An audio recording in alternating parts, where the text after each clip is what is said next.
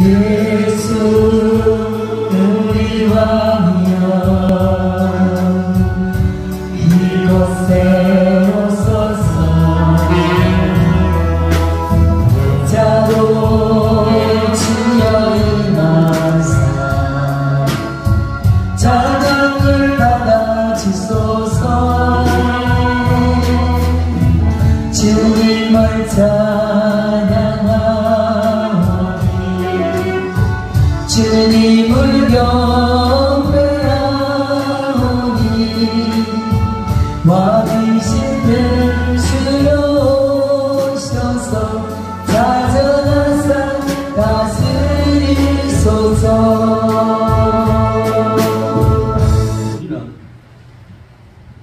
예수님이 십자가에 달리실 때의 그 처절한 고통과 아픔, 말로 다 할 수 없는 그 처절한 고통 가운데서 이제 주님께서 운명을 하셨는데, 예수님이 지고 가신 십자가와 예수님이 당하신 그 고난과 고통, 우리가 그것만 볼 것이 아니고 그 이면에 있는 하나님의 아픔을 우리가 봐야 된다는 겁니다. 여러분, 예수님이 십자가에 달리신 것은 예수님이 잘못해서 달리신 것도 아니고 하나님이 무슨 부채가 있어서 아들을 내주셔서 그렇게 당한 것도 아니에요. 순수하게 하나님과 예수님께서 합의해서 예수님은 십자가를 지시겠다 하시고 하나님은 예수님을 죄인으로 내주시고, 그래서 우리의 대속 제물이 돼서 십자가에 달려 돌아가신 겁니다. 스스로 선택하셔서 하신 그런 가신 길입니다. 그런데 예수님께서 십자가를 지실 때에 그 모든 광경을 하나하나 하나님께서 바라보고 계시는데, 그 바라보고 계시는 하나님의 마음은 얼마나 아프실까 하는 것을 우리가 생각을 해봐야 된다는 것이죠. 만약에 여러분들의 자녀가 여러분들 보는 앞에서 채찍에 맞고 진 이겨지고 만신창이가 돼서 결국은 사형틀에 매달려서, 그것도 인간이 만들어낸 사형틀 중에 가장 처절하게 사형시키는 십자가에 달려서 처절하게 죽어가는 그 모습을 여러분들의 자녀들이 거기에 달려서 죽어간다면 그 모습을 바라보는 여러분들의 마음은 어떠하겠습니까? 오히려 십자가에 달려 죽는 그 예수님의 아픔보다도 하나님의 아픔이 더 컸을 것이다 하는 것을 우리는 충분히 짐작을 할 수가 있습니다. 여러분, 저나 여러분이나 모든 인간들은 죄 아래 있습니다. 그래서 공의의 하나님께서 죄인을 보실 때는 마치 쓰레기 같은 존재들에 불과한 것입니다. 그러나 그런 존재들을 위하여서 가슴이 찢어질 듯한 아픔을 가지고 계신 분이 바로 하나님이셨고, 그런 아픔을 감수하시면서 우리를 구원하시는 그 하나님의 사랑이 그토록 큰 아픔에서 나온 하나님의 사랑이다 하는 것을 우리는 잘 알 수가 있습니다. 일본의 누토교 신학자 기타모리 가조라는 사람은 하나님의 아픔의 신학이라는 신학을 정립을 했습니다. 하나님의 아픔이라는 책을 통해서 하나님이 얼마나 아프셨을까 하는 것을 신학적으로 정립을 했는데, 그는 동양권 최초로 세계적인 개신교 신학자의 반열에 오를 만큼 아주 훌륭한 신학자였습니다. 그는 루터의 신학을 그대로 본받았지만 그러나 그것을 더 아름답게 동양적으로 승화시킨 그런 신학자였습니다. 루터의 신학은 하나님의 의의 중심을 둔, 그래서 오직 믿음으로 얻는 의, 이신칭이 여기에 중심을 두었습니다. 그런데 그는, 그 기타모리라는 신학자는 하나님의 아픔이라는 데 중점을 두었습니다. 이것은 다른 말 같지만 같은 말이에요. 우리는 다 죄인이기 때문에 영원히 지옥에서 멸망당할 수밖에 없는 존재들인데, 하나님께서 독생자 예수님을 우리의 죄를 속하는 제물로 내주심으로 우리가 의를 얻은 거예요. 의롭지 못하지만 너 의인이라고 칭해 주시는 칭의를 얻었습니다. 그래서 믿음으로 얻는 이심칭의, 이것이 루터의 중심 신학이었습니다. 그런데 이 기타모리 신학자는 그 칭의가 이루어지도록 하기 위해서 예수님이 우리와의 대속 제물이 되셨는데 그 제물이 되실 때에 그때의 하나님의 마음, 그 하나님의 아픔, 이것을 깊이 성찰한 것이 바로 그의 신앙이다, 이렇게 볼 수가 있습니다. 기타모리에 따르면 이 복음의 가장 깊은 중심은 하나님의 아픔이라는 겁니다. 하나님의 사랑이 아니라 하나님의 아픔이라고 그는 고백을 하고 있습니다.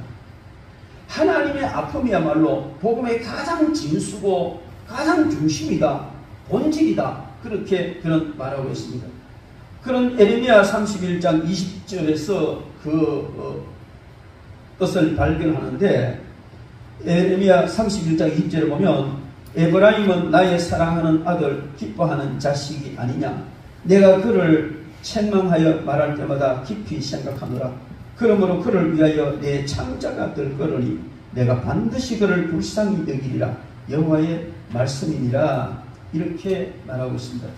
그 본문을 기타모리는 내 창자가 들거러니 하는 이 말을, 내 창자가 너무 아프다, 그렇게 표현해요. 애를 끊는다 하는 말은 창자가 끊어질 듯이 아픈 것을 애를 끊나니, 이렇게 이야기를 하잖아요. 그래서 인간을 향한 하나님의 그 연민, 긍휼의 마음을 그는 강조를 했습니다. 아픔의 하나님은 자신의 아픔을 통해서 인간의 아픔을 해결해 주시는 그런 하나님이라고 그는 말하고 있습니다.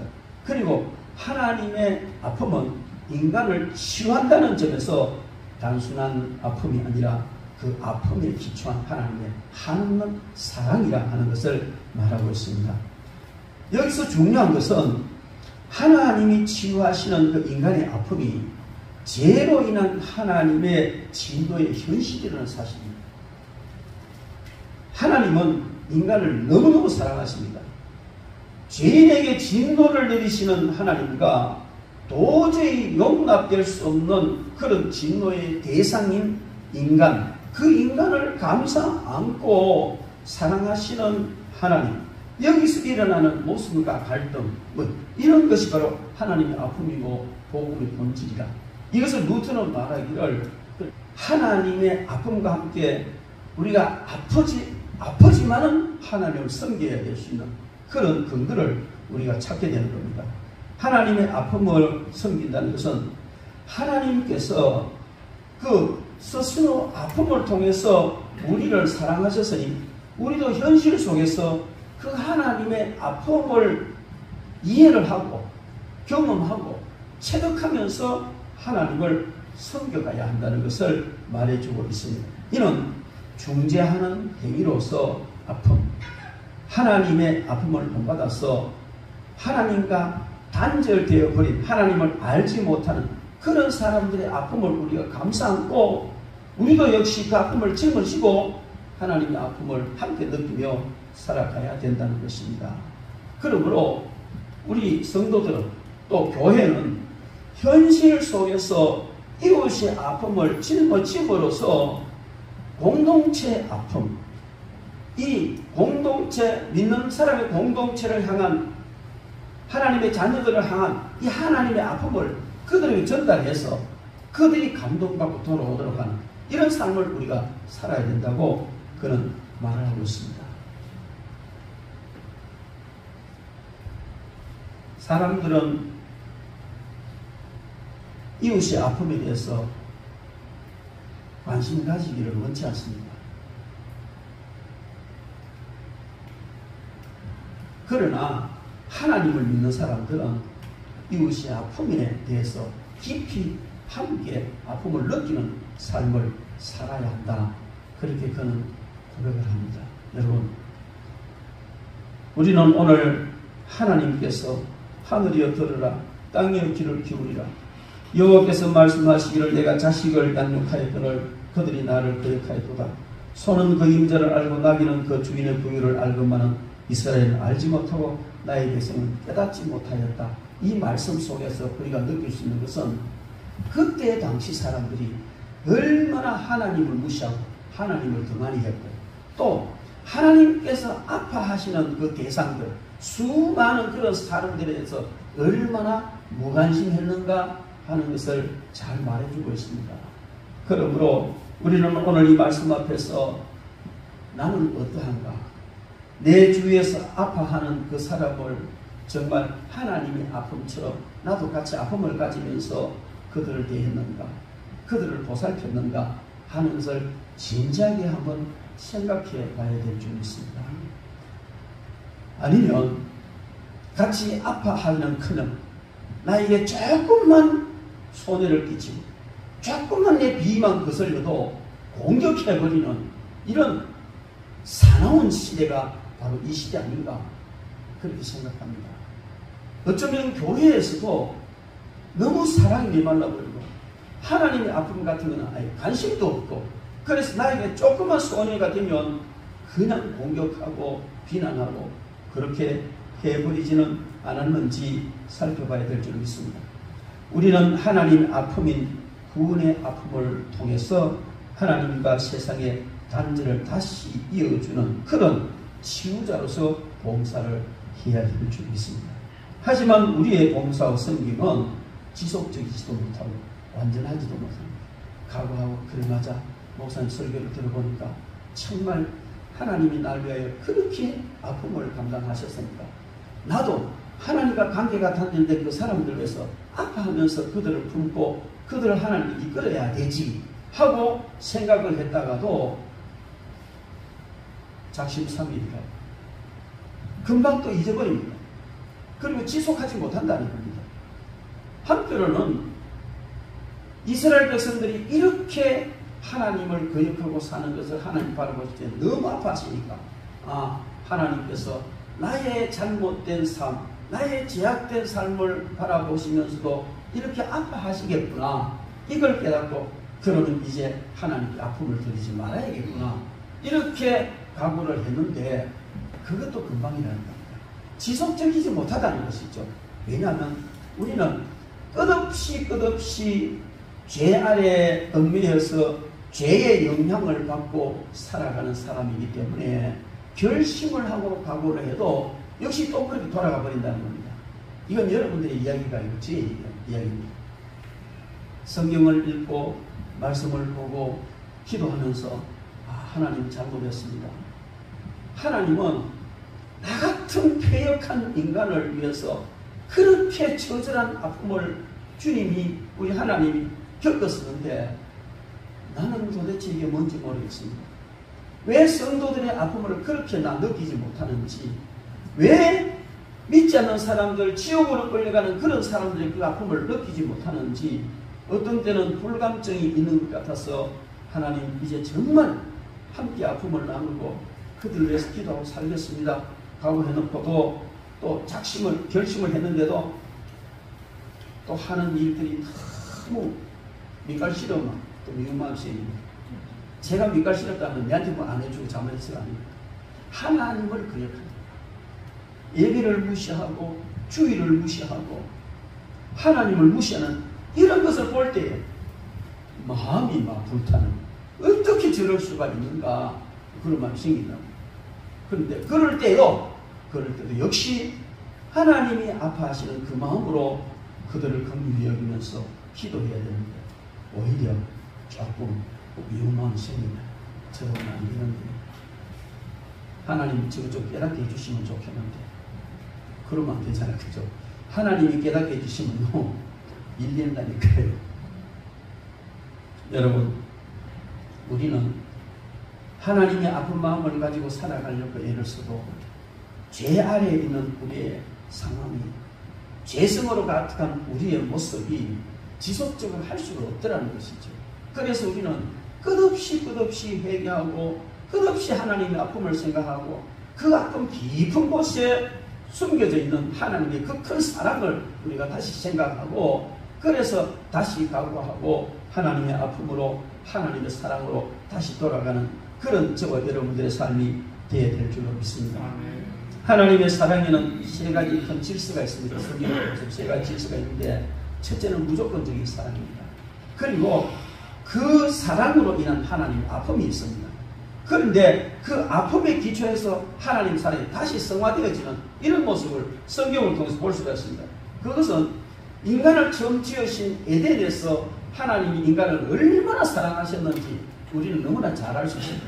그렇게 우리 인간을 사랑하셔서 최고로 우리를 하나님과 함께 우리를 지었습니다.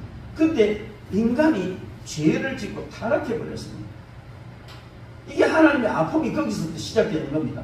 그런데 그 하나님은 그런 아픔으로 인해 가지고 징계하고 그냥 저주하고 버리시는 것이 아니고 거기서 또 다른 한 차원 더 높은 하나님의 사랑이 시작이 되어진다는 거예요.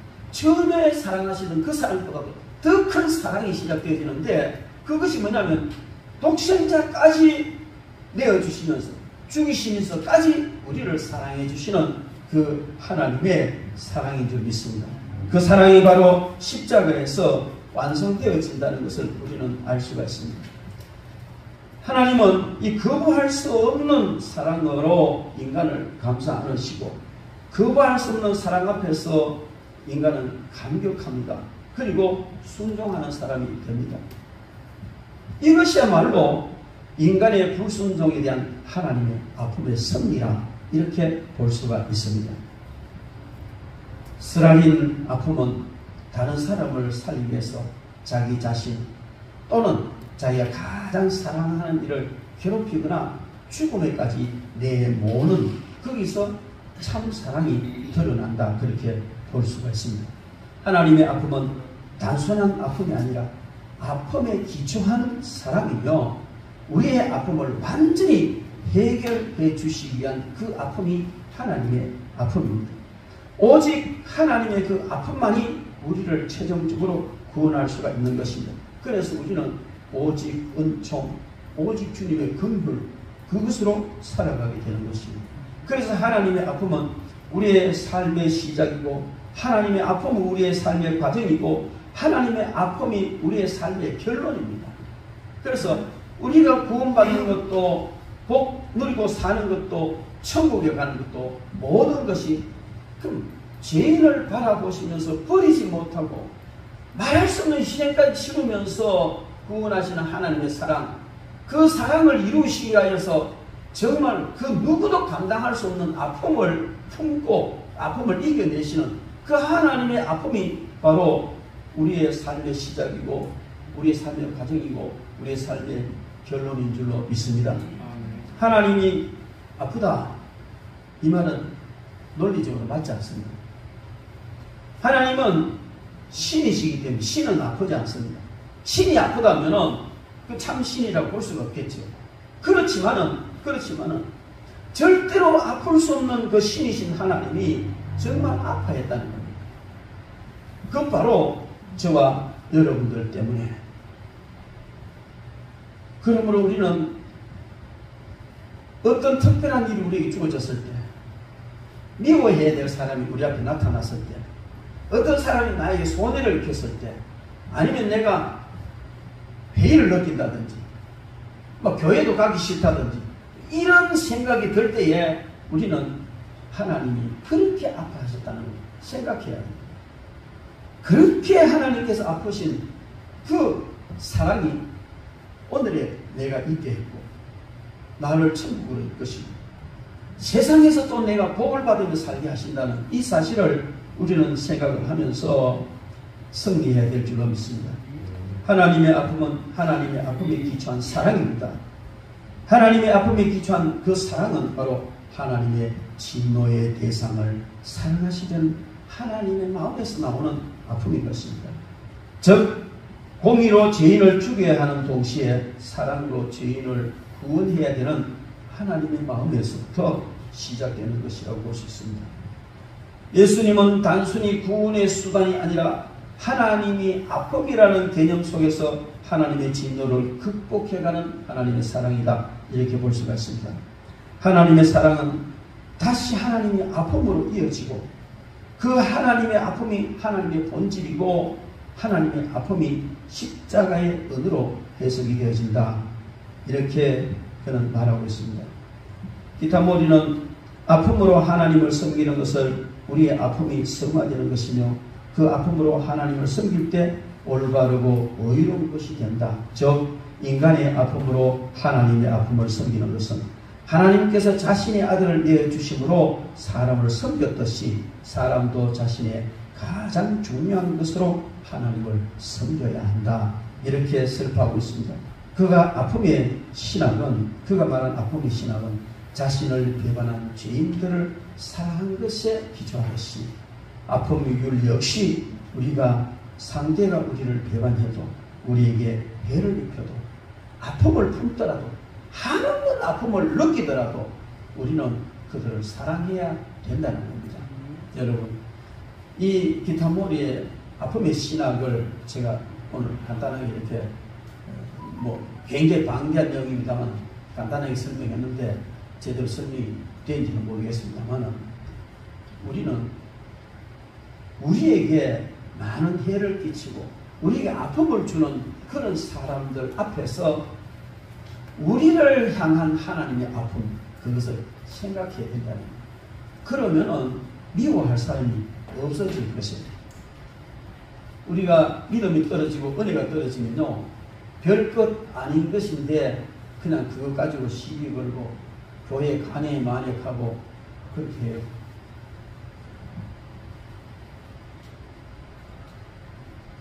어떤 집사님은, 목사님, 제가 사업이 잘 돼가지고 30몇 억 나올 것 같습니다. 그러면 끝까지 그것까지 내가 쓰고 30억을 들여 교회에 지읍시다. 얼마나 감사합니다. 너무너무 감사해요. 감격했어요. 근데 별것도 아닌 이권 때문에 교회 안 나오는 거예요. 별것도 아니에요. 어떻게 교회에서 그렇게 하죠? 교회에서 어떻게 잘 손해보는 거 없습니까? 그런데 뭔가 오해였어요. 그것도. 별것도 아닌 작은 이익이 걸린 그 오해인데 교회에서 어떻게 한 것이 아니고 성도들끼리 이렇게 하다가 그게 이제 연결이 됐어요. 그러니까 교회 안 나오는 거예요. 제가 기분이 이상해요. 아니 36억이나 돈 나오면 6억짜리 쓰고 30억 가지고 교회 바치고 교회 짓겠다는 사람이 불과 몇백만 원짜리 그 이권 때문에 교회에 덤을 쳐. 그동안에 그 사람이 했던 모든 말은 말짱 꽝이구나. 다 거짓말이구나. 저는 그렇게 이해할 수밖에 없어요.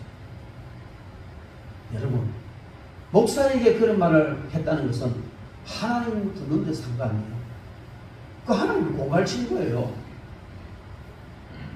내가 이렇게 하겠습니다. 이렇게 해놓고는 입 썩 닫고 얼마나 야비하냐는 거죠. 화가 나요. 그래서 하나님 좀 깨닫게 해주십시오. 이런 기도를 하려고 하다가 안 되지. 하나님 깨닫게 하면 다리를 굴러본다든지 이렇게 되니까 얼마나 무섭습니까? 그래서 그런 기도만 자꾸 못했어요. 그런데 그런 걸 바라보면서 아픈 거요. 목사가 마음이 아파요. 왜? 교회 덕을 안 보여줬기 때문에 아픈 것이 아니고 성직자 앞에서 하나님을 섬기는 목사 앞에서 그렇게 공언을 하고 약속을 하고 했던 그 말이 하나님이 들으셨는데 어떻게 그렇게 쉽게 뒤집어버릴 수 있는지.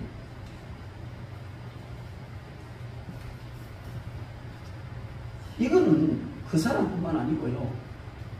교회의 역사 속에 수많은 사람들이 그렇게 살아왔는 것 같아요. 오늘 본문 말씀을 보면 이스라엘 백성들도 말씀은 하나님의 사랑을 받았어요. 노예를 있는 그들을 끄집어내서 가장 복된 젖과 꿀이 흐르는 가나안 땅에 들여보내가지고 거기서 낙을 들이며 살게 해주셨어요.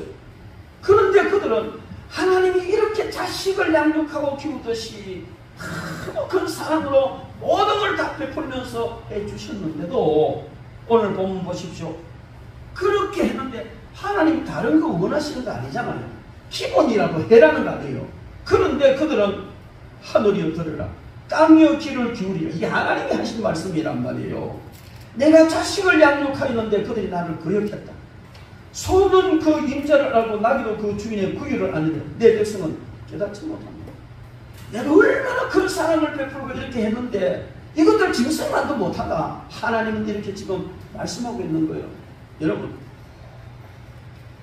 여기에서 이스라엘 백성들이 이렇게 못됐구나 나쁘구나 그거 볼 필요 없어요. 원래 인간은 그래요. 배반하기 잘하고요. 언제든지 말 바꾸고 언제든지 자기 이익 있으면 매몰차게 돌아서 버리는 것이 인간이에요. 예수 믿는 사람 안 그렇다고요? 아니요. 똑같아요. 왜? 죄인이니까. 그런데 우리는 오늘 이 말씀 가운데서 이렇게 잘못하는 이 백성을 바라보지 말자는 거예요. 그런 백성을 바라보시면서 탄식하시는 하나님의 아픔을 제발 좀 생각하다는 거예요. 하나님의 그 아픔을. 그래도 하나님은 이들을 멸망시키지 않아요. 또 기회를 또 주셔요. 또 기회를 주시고 기다리고 그래도 그래도 안 되니까 바벨론이라는 용광로에 갖다 집어넣어버리잖아요. 그래도 70만에 또 70년만 또 끄집으면 또 사랑해 주셔요. 또 사랑해 주셔요. 한없이 사랑하셔요. 근데 이들이 그런 혹독한 바벨론 포로되어 가서 노예로 70년 살고 용광로 같은 그런 혹독한 세월을 지났으면 이제 하나님을 잘 섬겨야 되잖아요. 안 그래요? 바벨론이라는 어마어마한 대국에서 이 작은 유대 나라가 해방되어 온다는 게 불가능한 거예요. 그 마음을 페르시아의 왕 고레스의 마음을 바꿔서 그냥 해방시켜버리면 아닙니까? 그랬는데 그렇게 감사하고 기뻐하고 돌아와서 하나님을 찬양 그거 잠깐이었어요. 역시 또 배웠네. 하나님 앞에 드리는 제사 총독에게 갖다 줘도 기분 나빠서 받지도 않고 오히려 벌을 내릴 그런 제물을 하나님께 가지고 와가지고 제사 드린다고 들으니까 여러분 오늘 11절 말씀 한번 봅시다. 여호와께서 말씀하시되 너희의 무수한 제물이 내게 무엇이 유익하뇨? 나는 순양의 번제와 살찐 짐승의 기름에 배불렀고 나는 수송아지나 어린 양이나 순염소의 피를 기뻐하지 아니하노라. 너희가 내 앞에 보이려 오니 이것을 누가 너희에게 요구하였느냐? 내 마당만 밟을 뿐이라. 헛된 제물을 다시 가져오지 말라. 분향은 내가 가정히 여기는 바요 월삭과 안식일을 대로 모이는 것도 그러니 성회와 아울러 악을 행하는 것을 네가 견디지 못하겠다. 이게 하나님의 마음이라. 여러분 지난주에도 말씀을 드렸습니다. 어떻게 예배 순서를 맡아놓고도 말 한마디 안 보내냐 이거예요. 예배를 무시하는 건 하나님을 무시하는 거예요. 그래 놓고도 하나님이 얼마나 아파하시는지도 몰라? 생각지도 안 해. 그리고 자기는 하나님 잘 믿는 줄로 착각하고 살아가고 있어요. 제발 하나님 이런 사람 좀 깨닫게 해주셨으면 좋겠어요. 근데 그러면 안 되잖아요. 깨닫게 하면 망하는데, 죽는데, 병신이 되는데. 그래서 하나님 긍휼을 베풀어 주십시오. 하나님 그래도 용서해 주십시오. 하나님은요, 그래서 용서하시는, 그래 참고 계십니다. 그래서 그것을 참고 그래도 다시 그 상태를 사랑하시려니까 하나님의 마음이 얼마나 아프겠는가고요. 얼마나 아프겠어요. 이걸 좀 알자는 이걸 우리가 불운낙심한 자식이라도 아버지가 그렇게 아프다면 마음을 조금은 이해할 텐데 우리는 우리 아버지 하나님 그런 건 아니잖아요. 이렇게 아파하시는 그 하나님의 마음을 조금이라도 알자. 조금은 알자. 어떻게 우리가 계속해서 착하게 살고 의를 행하고 하나님의 아픈 마음을 알아서 그렇게 헌신하고 그렇게 하기를 하나님 바라시지는 않을 거예요. 조금이라도 알아나를. 여러분, 우리는 이 기타몰이라는 신학자가 많은 어떤 그 교리와 이런 신학적인 바탕 그 이면에서 그 모든 것을 이루기까지 하나님의 사랑인데 하나님이 그 사랑을 우리에게 주시기 위해서 하나님이 얼마나 아프셨나 이걸 이야기합니다. 제가 제대로 설명을 잘 못 드린 것 같습니다만은 여러분 하나님은요 이렇게 우리를 사랑하시면서 우리 위하여서 많은 아픔을 가지고 계십니다. 오늘 우리가 읽은 이 본문 말씀에는 하나님의 아픔이 있습니다. 어떤 아픔이냐면 성민 이스라엘 백성을 바라보시는 하나님의 아픔입니다. 그들이 도무지 하나님 사랑을 받아내지 못합니다. 이것은 하나님의 아픔이기도 하지만 하나님의 탄식입니다. 죄인들의 형태를 바라보시는 아픈 하나님, 하소입니다. 하늘이여 들어라. 땅이여 귀를 기울이라. 어디다가 하소연을 하고 계십니까? 하나님께서. 이런 하소연을 하나님이 하시는데 지금 저와 여러분들을 바라보시는 하나님의 아픔은 어떤가? 저는 저와 여러분들을 바라보시는 하나님의 아픔이 두 가지가 있다고 저는 생각을 합니다. 먼저 첫 번째로는 이사야 선지자 당시에 이스라엘 백성들을 바라보시는 하나님의 아픔. 하나님 마음을 도무지 이해하지 못하고 방자히 행하고 하나님 무시하는 이런 사람을 바라보면서 이런 자기 백성을 바라보면서 차마 불을 내려야 되는데 불을 내려버리니까 망하고 불을 내려버리니까 불구자가 될까봐 불도 내리지 못하고 그렇게 혼자 아파하시는 이 하나님의 마음, 이게 오늘 본문 말씀에 나타나 있는 하나님의 아픔입니다. 이스라엘 백성들을 바라보시는 하나님의 아픈 마음이 어떤가? 우리 오늘 4절부터 17절 말씀 같이 한번 읽어보겠습니다. 슬프다 범죄한 나라요 허물진 백성요 행악의 종자요 행위가 부패한 자식이로다. 그들이 여호와를 버리며 이스라엘의 거룩하신 이를 만홀히 여겨 멀리하고 물러가도다. 너희가 어찌하여 매를 더 맞으려고 폐역을 거듭하느냐? 온 머리는 병들었고 온 마음은 피곤하였으며 발바닥에서 머리까지 상한 곳이 없이 상한 것과 터진 것과 새로 맞은 흔적뿐이거늘 그것을 짜며 사매며 기름으로 부드럽게 함을 받지 못하였도다. 너희의 땅은 황폐하였고 너희의 성읍들은 불에 탔고 너희의 토지는 너희 목전에서 이방인에게 삼켜졌으며 이방인에게 파괴된 같이 황폐하였고 딸 시온은 포도원의 망대같이 참외밭의 원두막같이 에워싸인 성읍같이 겨우 남았도다. 만군의 여호와께서 우리를 위하여 생존자를 조금 남겨두지 아니하셨다면 우리가 소돔 같고 고모라 같았으리로다. 너희 소돔의 관원들아 여호와의 말씀을 들을지어다. 너희 고모라의 백성아 우리 하나님의 법에 귀를 기울일지어다. 여호와께서 말씀하시되 너희의 무산 제물이 내게 무엇이 유익하뇨? 나는 순양의 번제와 살찐 짐승의 기름에 배불렀고 나는 수송아지나 어린 양이나 순염소의 피를 기뻐하지 아니하노라. 너희가 내 앞에 보이러 오니 이것을 누가 너에게 요구하였냐? 내 마당만 밟을 뿐이니라. 헛된 재물을 다시 가져오지 말라. 분향은 내가 가지기 여기는 바요 월삭과 안식일과 대회로 모이는 것도 그러하니 성회와 아울러 악을 행하는 것을 내가 견디지 못하겠더라.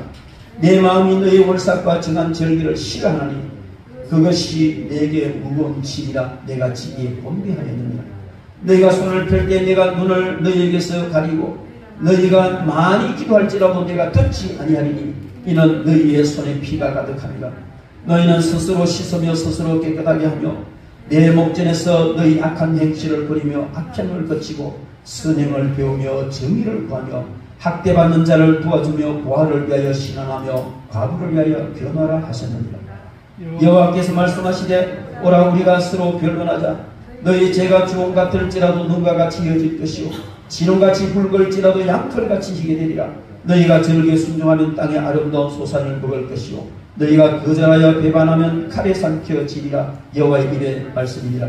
여러분 오늘 이 성경 말씀에서 하나님께서 얼마나 이 백성들을 바라보시면서 아파하시는가 하면 이 5절 말씀에 보면 4절에 허물진 백성이 행악의 종자고 행위가 부패한 자식이다. 매를 더 맞으려고 폐역을 계속 거듭하는 그런 상태다. 할 만큼 폐역한 상태. 이거를 바라보는 하나님이 마음이 그렇게 아프다는 겁니다. 6절 말씀에 그들이 하나님을 떠난 삶이 복되지 못하고 힘드는 삶이기 때문에 발바닥에서 머리까지 성한 곳이 없고 상한과 터니까 새로 맞은 흔적뿐이 그걸 싸매며 기름을 부드럽게 해주지도 못하는 가장 처참한 그런 상태에 있다는 겁니다. 7절부터 10절 말씀에 보면 죄책으로 해서 그들이 얼마나 처절한 고통을 당하는가를 말해주고 있습니다. 11절부터 17절 말씀에 보면 그들이 더러운 제물로 하나님께 제사를 드리며 하나님 제발 이렇게 하지 말라 그렇게 말씀하신다. 여러분 이것은 오늘 저와 여러분들의 삶에 대입을 시켜볼 필요가 있습니다. 그렇다면 하나님께서 우리를 바라보실 때 마치 그때 이스라엘 백성들이 이렇게 아무렇게나 살고 제약된 삶을 살고 패역한 삶을 사는 그들을 바라보시면서 하나님이 너무 아파하시는 그 아픔이 우리를 바라보시고 아파하는 것이라면 우리는 정말 복된 사람은 아닌 거예요. 하나님께 그런 아픔을 우리는 드려서는 안 된다는 겁니다. 그러나 또 한 가지 하나님의 아픔이 있습니다. 오늘 영상을 보여드리려고 하다 말하는데 우리의 죄를 위하여서 처절한 고난과 모욕과 고통을 당하면서 십자가를 지고 가시는 그 독생자 하나님의 아들 예수 그리스도의 고통의 죽음을 바라보시는 그 하나님의 아픔이 있습니다. 여러분 얼마나 아프시겠어요? 이건 어떤 아픔이냐면 우리가 세상에 살아가면서 손해를 볼 때도 있고 욕을 먹을 때도 있고 박해를 받을 때도 있고 때로는 만신창이가 되기도 하고 때로는 어려움 당하기도 하고 순교자적인 정신을 가지고 하나님이 나를 바라보시는 그 보심이 나를 보실 때 무엇 때문에 아파하실까?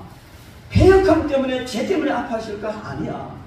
내가 하나님을 믿기 때문에 손해보고 하나님을 믿기 때문에 모욕당하고 하나님을 믿기 때문에 매맞고 하나님을 믿기 때문에 순교의 제물이 된다 할지라도 그 길 가리라 하고 묵묵하게 한 걸음 한 걸음 걸어가는 그 사람을 바라보실 때 하나님은 어떤 아픔일까? 너무 사랑스러운 거예요. 너무 안타까운 거예요. 십자가에 달리신 주님을 바라보는 그 하나님의 아픔 같은 아픔이 바로 그렇게 살아가는 우리를 바라보는 하나님의 아픔일 줄 믿습니다. 배역하고 죄를 짓기 때문에 하나님이 정말 탄식하시면서 아파하시는 이런 모습을 우리는 하나님께 보여드리고 살 것이 아니고 하나님 때문에 하나님이 아파하시는 그 영혼 살리기 위하여 그렇게 아파하시는 그 영혼을 사랑하고 그를 구원하고 그에게 은총을 베풀고 나누고 그리고 주의 영광을 위해서 손해를 보다 참고 욕을 먹어도 참고 정말 혹독한 고난을 당해도 참고 묵묵하게 걸어가는 그 성도를 바라보는 하나님의 아픔은요 말 수 없는 사랑의 아픔이에요. 전자도 사랑의 아픔이지만 더 주고 싶고 더 베풀고 싶고 더 사랑해주고 싶은 그 하나님의 아픔이 바로 주님이 십자가를 지고 가는 것을 바라보시는 하나님의 아픔 같은 아픔이다. 우리는 하나님 앞에 그런 아픔의 그런 모습을 보여드려야 될 줄로 믿습니다. 혹독한 시대입니다. 주님 오실 때가 임박해졌습니다. 모든 되어지는 것을 보십시오. 정말 주님 다시 오실 때가 그렇게 많이 남아있는 것 같지는 않습니다. 저는 요즘 뉴스 보면서 재밌는 걸 많이 우리나라 이거는 뭐 달나라 달에 궤도 이렇게 촬영하는 위성수화장 미국 벌써 달 밟고 왔습니다. 달의 기지를 삼으면 우주로 나가는 경비도 사게 치고 여러 가지 좋은 조건이 많다 해가지고 이제 우주를 개발해 나간다는 거죠. 왜? 자칫 잘못하면 지구는 폐기처분이 됩니다. 그런 위기감을 과학자들이 갖고 있어요. 가만히 놔도 지구 이거는 폐기처분할 수밖에 없어요. 지구가 열받아가지고 북극과 남극이 얼음이 녹으니까 이상기후가 일어나는 것은요 이거 벌써 지구 폐기처분할 단계에 들어간다는 거죠. 소련이 너나 건드리면 핵무기 쓸 수 있어. 우크라이나 이거 너 도우려고 하다가 지구 불타는 수가 있어. 중국이 또 조그만 대만 때문에 아차 하는 순간에 핵무기 날아가면 금방 지구 불가서입니다. 가지 상황 보면요, 이 육적으로 자연적으로 그렇고 심지어 인간관계를 보면요, 우리는 영적으로 모두 보는 사람들 아닙니까? 인간관계를 보면요, 그냥 안 해요. 그냥 마지막 때가 되면 사랑이 식어진다. 주님 말씀하셨는데 사랑이 없어요. 사랑이 없어요. 끔찍 자식을 그냥 짐승 취급하고, 자식 죽이는 걸 보고 대수롭자게 생각하고, 아버지 죽이는 대수롭자게, 온몸 때문에 마누라 죽이고 남편 죽이고, 이게 어떻게 인간이 할 일입니까? 그런데 인간이 악해져 가기 때문에 그렇다고 여러분 그렇게 생각하죠. 맞습니다. 그러나 그 이면의 영적인 면을 보면요, 이 모든 것이 전부 다 사탄에 의하여 조종되고 있다는 거예요. 자기 때가 얼마 남지 않은 것을 아는 악한 사탄이 어떤 모양으로든지 망가뜨리고 악하게 만들고 해서 한 사람이라도 더 지옥으로 데려가고 싶어서 몸부림치는 결과가 지금 나타납니다. 이 세상이 지옥 닮아가잖아요. 주님 오실 때는 임박해졌다는 겁니다. 여러분, 그렇다면 이 세상에 무슨 소망이 있습니까? 하늘나라 바라봐야 될 줄 믿습니다. 아래 박목사님하고 둘이 둘러가지고 이런저런 이야기하다가 참 희망합니다. 때가 다 됐다. 그리고 총회를 위하여서 호텔 잡아가지고 목사님들 다 해운대 호텔 잡아가지고 그냥 최고 전망 좋은데 잠자주고, 자같이 가서 해 배 터지게 미기가지고 남아가지고 사가가지고 해 사주고 뭐 별짓 다 했어요. 근데요, 돌아오는 건 섭섭해요. 목사도 그런데 여러분, 이런 되어지는 일들, 또 뭐 이 성도들 간에 되어지는 이런 모든 일들, 이렇게 생각해요. 참 세상 희망이 없다. 그러나 우리 사과나무 심자. 그래도 우리 사과나무 심자. 왜? 내일 지구의 종말이 온다 할지라도 오늘 나는 한 그루의 사과나무를 심겠다고 했잖아요. 정말 희망 없지만은 그래도 우리 희망을 가지자. 왜? 하나님이 우리를 사랑하시잖아요. 하나님은 정말 희망도 없는 이 인간들 세상 바라보시면서 오히려 포기하고 징계하는 것이 아니고 아파하시고 그렇게 쓰라리게 아파하시면서 품잖아요. 여러분을 품어주셨잖아요. 여러분, 우리는 오늘 이 성경 말씀 가운데 이스라엘 백성들의 이런 인간 같지도 않은 이런 모습 볼 필요 없어요. 그것을 바라보시는 하나님의 마음 우리는 알고, 그 아픔을 우리가 가지고 느끼고, 오히려 이런 것을 바라보면서 우리 울어야 돼요. 하나님 잘못했습니다. 하나님 마음 얼마나 아프십니까? 몰랐습니다. 울어야 돼요. 물에 적신 수건을 꼭 짜면 물 나와요. 우리 강민주 전사님 빵 만들고 어제 레몬빵 만들고 아주 상큼한 거 만들어가 맛있게 먹었습니다.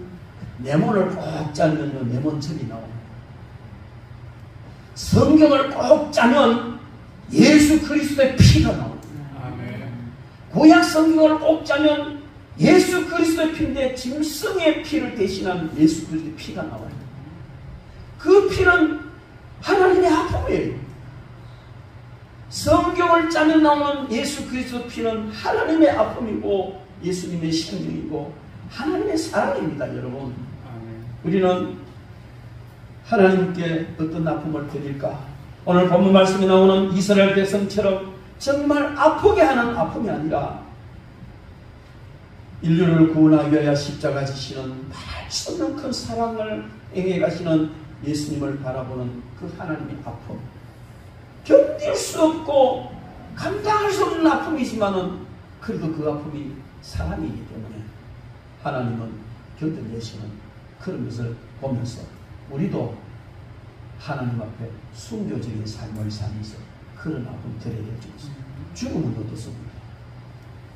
손해보면 어떻습니까? 맞아 멍들면 어떻습니까? 그러나 그런 가운데서도 묵묵히 하나님만 바라보고 아버지는 더 아프셨잖아요. 그러면서 한 걸음 한 걸음 갈 때 우리를 바라보시는 하나님 마음 심히 아프지만 한없는 은혜와 복을 주시고 하늘 상급을 채워주실 줄 믿습니다. 이러한 저와 여러분 되기를 주의 이름으로 축원합니다.